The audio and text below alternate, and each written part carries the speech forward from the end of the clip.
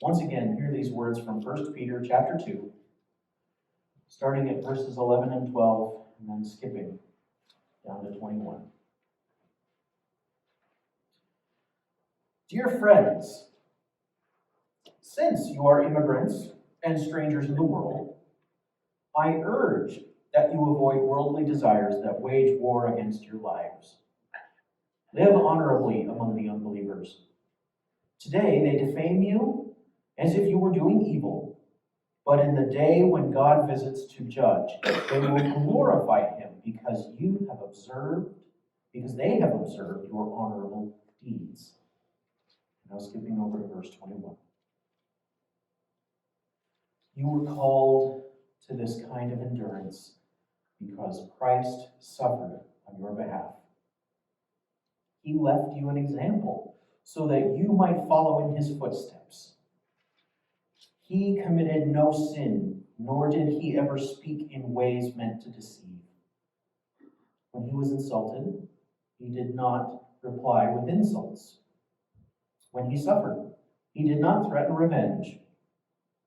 Instead, he entrusted himself to the one who judges justly. He carried in his own body on the cross the sins we committed.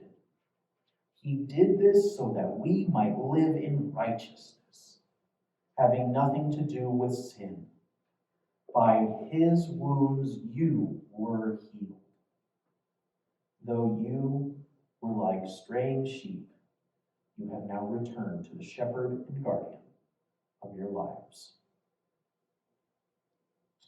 This is the word of the Lord. Thanks be to God.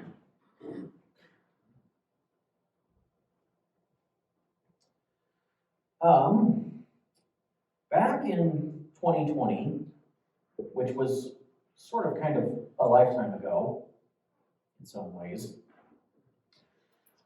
the streaming network Disney Plus decided to give us a little gift to help us get through the pandemic shutdown a little easier by releasing a recording of the smash musical hit Hamilton. Anybody here seen it? Okay, I got a few hands. If you haven't seen it, you should go watch it. It's pretty cool. Now, I'll admit, I wasn't sure about all the hype at first. I had a lot of friends and a lot of people who were saying it was so good, it was so amazing and so well done. And I was like, all right, cool beans. I even tried listening to the soundtrack, and I just couldn't, I couldn't get into it. It wasn't my jam. But then I watched it. And I tell you what, it makes all the difference when you watch a play or a musical versus listening to it. And you see all the different pieces put together of this incredible set, the different physical gestures and dance movements, the lighting, and all of it with the brilliant music and lyrics of Lin-Manuel Miranda. I got the hype, but I had to watch it. And while there are many moments and many lines from the musical that have since become quite famous, there's one in particular that I love. It's this moment when George Washington is talking to a young Alexander Hamilton right at the beginning of the Revolutionary War. And they're talking about how eager all of the young men are to fight, to go to war, even to die for their country. And yet Washington cautions Hamilton, and he says, dying is easy, young man. Living is harder. Dying is easy. Living is harder. Now, that is not to minimize how difficult, how immeasurable the sacrifice is to give up one's life for a cause, for a conviction that they have. However, it is a reality that if you die for what you believe in, that's it. You're done. You probably will have a legacy that continues on, you will have a story that continues on, but you only have one life, And so if you die, that's it. So then what about those who live for what they believe in? Those who continue to struggle to embody and live out their convictions. That seems to be what Peter is sharing with the various churches in this letter and in this particular section of the letter. And so for the last 2 weeks, we've been talking a lot about holiness and holy living. It's been really good. I've had a lot of fun. I hope you've enjoyed it too. And so I'm a little bit sorry to say that the time has come to switch to the other major theme we find in 1 Peter, and that is the theme of suffering. And not just any suffering, but suffering like Jesus, and suffering for Jesus. Suffering and living in the midst of suffering for what we know and believe to be true and good and right. So I'll start with this. Have you ever had to suffer for what is right? Not just standing up for what you believe in, which in and of itself is difficult to do sometimes. But think about when doing the right thing resulted in deep pain in your life. The pain and suffering that comes when you continue living a life that some people find ridiculous, meaningless, stupid, or even, maybe, dangerous. So today I want to look at a few key pieces from this text about Peter's call for the early church to endure persecution and suffering for the sake of Jesus and the gospel. And a small little side note before I get going. Yes, there are pieces that I am skipping over, mostly just due to time, and trying to cover the general themes that we find in 1 Peter rather than all of the specific details. That doesn't mean that the parts I'm skipping over are not important. It just means we don't got time right now. However, if you would like to talk about those bits that I am skipping over, and if there's something in there that is of interest to you, please let me know. I would love to talk about it.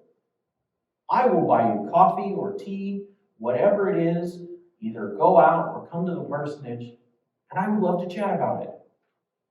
So please feel free, we can talk about all the bits and pieces, not just the ones that I'm talking about up here. And so let's get started at the very beginning in verse 11 when he starts by saying, "Since you are immigrants and strangers in the world." In our discussion on holiness over the past few weeks, it's been important to remember how God both calls and empowers us to be a unique people in our world, living and acting in unique ways that we call holiness. And we do this because, in a sense, we are immigrants and we are strangers to the world around us. Because holy people live in ways that don't make sense to the world. They only make sense if you are faithfully obedient to a loving and holy God. And so living a loving life God's way, living a holy life, easily makes us weirdos and outsiders to the world around us. Which in Peter's case, and for the early church, led to persecution and suffering. And yet, Peter charges the Christians in the next verse, in verse 12, he says, "Live honorably among the unbelievers." This is where things actually get weird, as if they weren't before. Because Peter is telling them to live the unique way of a holy life, which particularly in and partially means to live a good life in and among the pagans. As I said about 2 weeks ago, I think, we don't remove ourselves from the world around us so that we can be a holy people. We don't kind of cut ourselves off and shelter in place so that we can be and maintain our holiness. Rather, we are to live our unique, loving, Christ-like life in the midst of the world, showing and demonstrating the goodness, the love, and the holiness of God to the world around us. And if we do that well, Peter says that the non-believers will have two different responses. They will admire us, or they will accuse us. This is kind of a weird juxtaposition, because they admire the holy life, because they recognize, even outsiders can recognize, the fruits and the benefits of a people who are called to loving service and caring for others. And you can admire someone who does good and right and beautiful things, even if you don't agree with them. Or they will accuse us of doing wrong because they are afraid of what this holy living will do to their lives and to the world around them. Isn't that such an odd thing, to be so afraid of someone who is doing good that you would accuse them of doing something wrong? We don't really have time to go into a deep dive about this, or at least I don't think you want me to do a deep dive about this with everything else. But here's kind of a quick point to make. When Christians embody a truly holy, loving, and faithful life for God and for others, it upsets the status quo in the world around us. And people don't like it. People like things the way they are. Things are going really good. Nothing crazy is happening. Let's just keep it as is. Even if it means that it harms others. And especially if it means that it benefits us. So we want to keep the status quo. But then you have a group of people in a community who value human beings more than status or power. They care more about helping the poor than about getting rich. And that easily becomes a threat to society.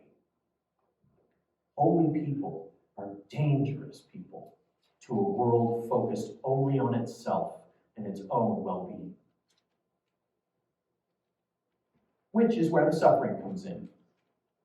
Because if Christians are going to upset the status quo by being faithful to God, and they're probably going to make things uncomfortable to the ones who are in power, who are seeking, wealth and status, it makes sense that those ones who are threatened would demonstrate to the Christians. This is what happens when you upset the status quo. This is what happens when you don't live in the real world. Things are good. Don't buck the system. Don't rock the boat. And then this leads to what Peter says down in verse 21. He reminds them, you were called. You were called to this kind of endurance because Christ suffered on your behalf. Think about when suffering happens in our lives. It is very easy, we are very quick, to cry out to God, "This isn't fair! What did I do to deserve this? Why is this happening to me?" And particularly, when we have been faithful and when we have been obedient to the will of God, and hardship and suffering happens. It feels wrong. It feels unfair. Even like an injustice to suffer for living a holy life. God, I'm just doing what you asked of me. I'm doing what you called me to do. Why is this the result of my doing what you want? And yet, if we look at Jesus, who is the model of living a faithful life, of embodying a holy and loving life, he suffered immensely because of that.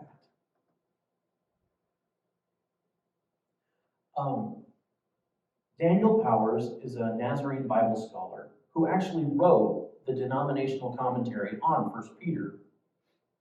And it's been one of the resources that I've been primarily going to in my own study and reflection.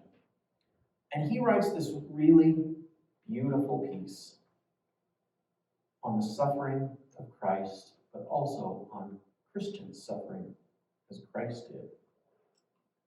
He says this: many believers expect the path to Christ-likeness and holiness to be paved with social acceptance, prosperity, and ease.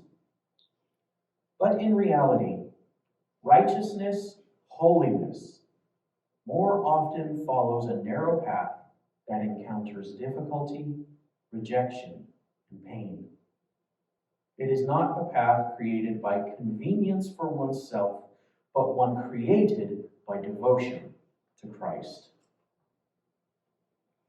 Suffering is not chosen because it's popular, easy, or enjoyable. It is, however, the path Jesus himself walked. The question is not whether our path following Christ will involve suffering or pain. It is whether our love and obedience to Christ is enough to keep us following him anyway.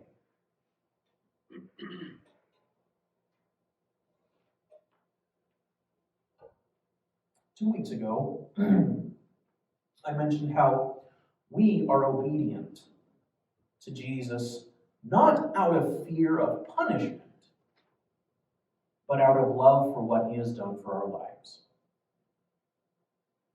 And that motivation to live for love is not only for the easy and the good times in our life. Think about the vows that are exchanged at a wedding. Pretty famous words: for better or worse, in sickness and in health, for richer or poorer, until death do us part. That's a pretty big commitment. It's pretty serious, not to be taken lightly. So let me ask, do we love Jesus enough to be faithful and to be obedient to him in our lives, for better or worse,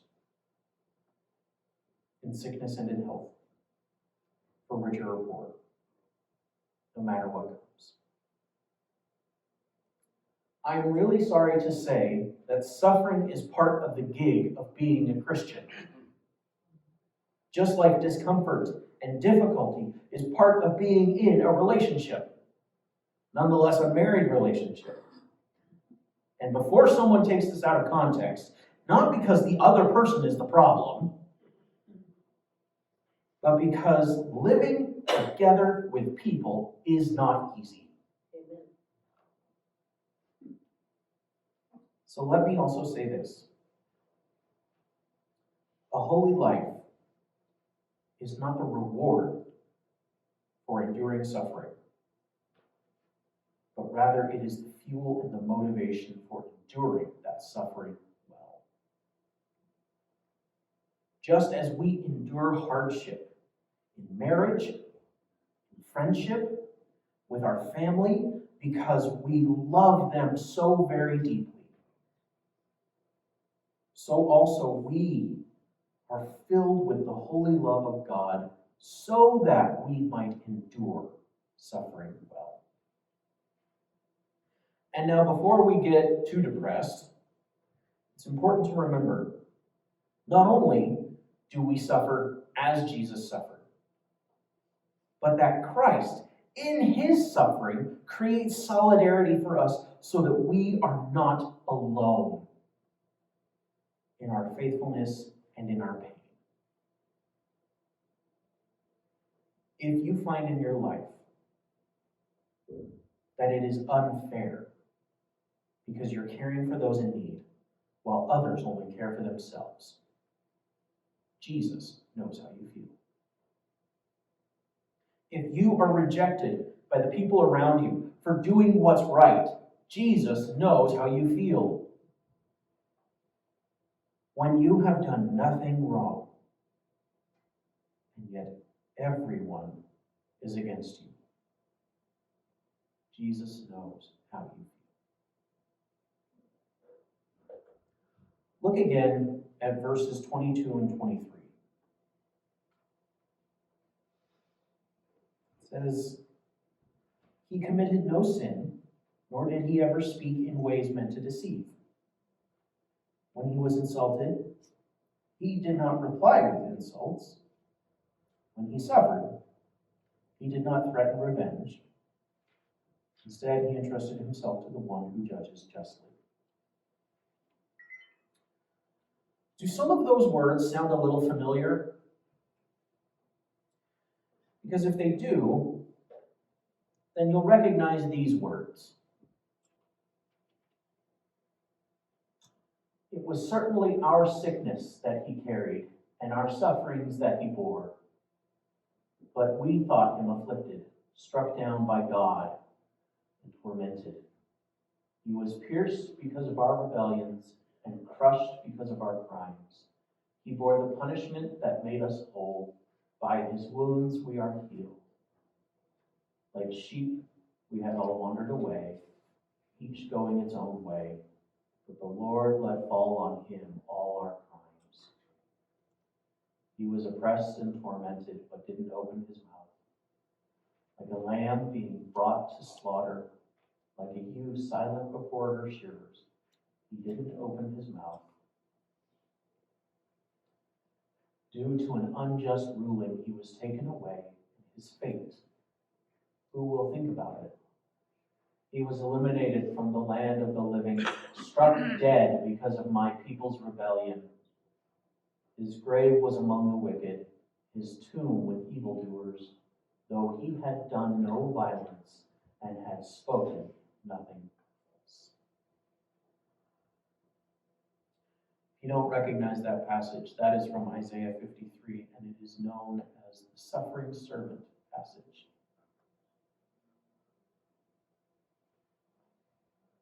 Very, very profound, difficult words that we see and hear Jesus all over. And so all of this comes to rest on Peter's last statement when he said, he entrusted himself to the one who judges justly. This may be one of the most difficult, uncomfortable, and probably unnatural aspects of the Christian life. Trusting God to handle matters and not to take them into our own hands. We want so desperately to take things into our own hands, to make things right, to do things our way, from our perspective. God, let me handle this. I know what to do. I know what's best. We know what to do. But Peter reminds us, God is good. God is just. God will set things right. We are not called to take matters into our own hands, but rather to faithfully trust God will take care of everything, no matter what happens. There's a famous theologian who once said that the basis and the sum of the Christian life is learning how to live out of control. I really hate that. And yet I think he's right. To place control of my life, my decisions, my words in the hands of God. Not to take matters into my own hands, not to do what I want, not to do what feels right to me. Which, by the way, is incredibly painful and difficult, and yet we are so grateful for a God who equips us and empowers us to do the ridiculous and the impossible. So, as I've been thinking about all of this, I've been trying to think about someone who fits this description and can be an example for us. And it's hard coming up with an example of someone who has been faithful and obedient to Christ by enduring that suffering well and not been killed or died because of it. Now, I say that because we have beautiful examples of martyrs, both in the early church, all throughout history, even in our own present times. People who have faithfully, obediently followed Jesus into death as a witness and a testament to their faith. And that is beautiful, and that is needed. We have a lot of examples of people who are willing to die for Jesus. But what about someone who is willing to live and suffer and to not give up their faith for Jesus? Luckily, my brilliant fiance reminded me of someone who fits that example very, very well. A wonderful woman by the name of Corrie ten Boom. Anybody here familiar with that name? Good. If you're not, you should look her up. Born in Holland in 1892, she lived there with her family helping to run a watchmaking shop. And she and her family were devout Christians, which was not a secret from all the people around her. And so then we fast forward to 1940, when the Nazis invaded Holland, and they began their occupation, that they might seek out and round up the Jewish people who were living there. And because of the reputation that their family had in the community, the Jewish people began coming to the ten Booms for help. And eventually, Corrie and her family converted their home into a hiding place, which would later become the title of her memoir, The Hiding Place. And then, in 1944, her family was betrayed, and they were taken to prison. Her father, her sister, and herself were soon afterwards sent off to concentration camps in Germany. It was at the train station that Corrie saw her father for the very last time. And it was during her stay in the camp that she watched her sister, after months of starvation and exhaustion, wither to nothing and die. And yet, eventually, she was released through what she calls an act, or a miracle of God and a clerical error of man. She was set free after months and months of the worst imaginable suffering. And she soon made her way back to Holland, and she was inspired by a vision that her sister had had in the camp about things that would come when she was released.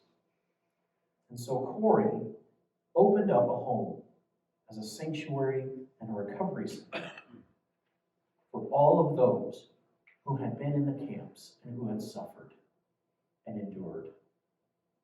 She took care of them. Now, there's a lot more to the story. A lot that comes afterwards, a lot of details I didn't go over. And so again, you should read the book, you should watch the movie. Her story is powerful, amazing, but here's the point. She didn't have to help those people. She wasn't forced to being a resistance fighter, to being a safe haven for the Jewish people. But because of her commitment and her faithfulness to Jesus, she did not hesitate to do what was right, even though she knew the cost that she was getting into. The terrible tragedy of it all was not only that she suffered, that she lived and had to be reminded of that and to live with that pain the rest of her life, but her family suffered. The people closest to her in life were murdered because of their convictions. And I think maybe that is a question that Peter is trying to get from the Christians he's writing to, and maybe even to us. Are you willing not only to suffer, but to suffer unjustly for your convictions and your faithfulness to Jesus? Another famous person who interacted with concentration camps was Dietrich Bonhoeffer, who famously wrote The Cost of Discipleship. And he talks about cheap grace versus costly grace. Cheap grace that just says, yes, I love Jesus. Yes, I believe in him. Yes, I, live my Christian life, however. But costly grace says there is pain, and there is suffering, and there is difficulty and hardship that is involved in undertaking this life of being like Jesus, and yet it is that costly grace that brings life, that brings redemption, that brings hope. And so that is our hope, our living hope, that with our lives and the lives of our loved ones, we can put them in the hands of God and say, come what may, you are God. You will take care of us. You will do what is right. You will do what is good. And to remember that suffering does not win. Suffering does not get the last word, people. Grace does. Death does not get the last word. Life does. And I'm not saying that easily. I'm not up here saying that willy-nilly, because I recognize what that means. But I also believe it's true. To follow Jesus well, to be the holy people that God has called us to be, means that we are going to have pain and difficulty in our life. Because it's hard, and it's different from the world around us. And yet, we also believe in a God who calls and equips and empowers us to do everything he has asked of us. To live like Jesus, to not seek retaliation, to not try to prove ourselves by our words, but to let our actions stand and to trust that even if we are to be inflicted and afflicted, even if we are threatened with our very lives. God is still God. And God will take care of us, and God will take care of those we love. I know this is not easy. I know this is not pleasant. But I also believe that this is the gospel. And this is part of what makes it so beautiful and so powerful. Not even death itself, or the threat of death, can take us away from the love of God. We believe in a God of resurrection who says, I will bring life out of death, even if it's a living death. And so, brothers and sisters, I want to close with this benediction today. So receive this benediction. To follow Jesus well is to have a life of suffering, and yet we are in solidarity with the one who has suffered on our behalf and who has proven that death does not get the last word, and that we will become alive even in the midst of pain and darkness. That is our living hope. Thanks be to God. Go now in grace and peace to love and serve the Lord. Amen.